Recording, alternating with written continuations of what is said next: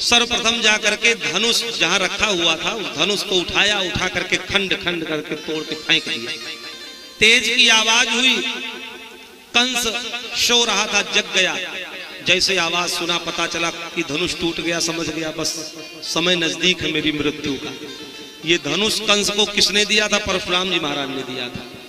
जब कंस तपस्या करके शक्तिशाली बन गया तो नारद जी एक दिन आए। अच्छा, नारद जी जो है वो सबके गुरु हैं, वो देवताओं के पास भी जाते हैं और दैत्यों के पास भी उनका उतने सम्मान होता है, राक्षसों के पास भी उतने सम्मान होता है जितना देवताओं के पास होता है। क्यों? क्योंकि नारद जी संवाददाता है। जैसे हमारे संजीव भैया बैठे तो कहा ये जो संवाददाता इनका सम्मान हर जगह रहता है।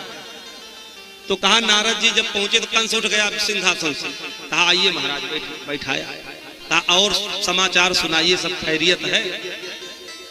तो नारद जी ने कहा हाँ हाँ बहुत सुंदर है, अच्छा है। तो कहा महाराज आप तो समाज में उठते बैठते हो, देश दुनिया में भ्रमण करते रहते हो, तो हमारी बराबरी का कोई योद्धा हमको नहीं दिखाई दे रहा है, कोई योद्धा हो तो बताओ।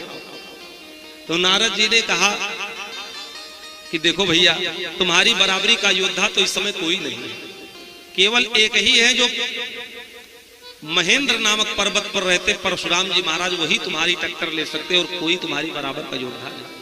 अच्छा, नारद के वचनों पर सब विश्वास भी करते थे कि नारद जी ने जो कह दिया वो सही ही है, गलत नहीं हो सकता। तो नारद जी के चरणों में प्रणाम किया और पहुंच गया। शक्तिशाली था ही, परशुराम जी तपस्या कर रहे थे, जगाया, ललकारा 2-3 बार तो परशुराम जी की आंख खुल गई, क्रोध से आंखें लाल लाल हो गई और युद्ध के लिए ललकारा तो युद्ध प्रारंभ हो गया। अंतोगत्वा परशुराम जी महाराज ने युद्ध में कंस को परास्त कर दिया।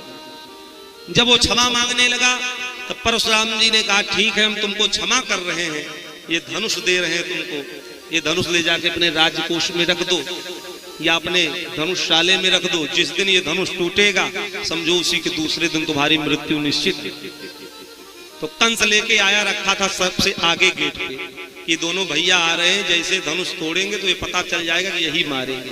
तो भगवान ने भी कहा अगर तुम ऐसी भावना को रख करके धनुष रखे हो तो हम पहले से ही ये आपको सूचना दे दे कि हम ही तुम्हारा वध करेंगे।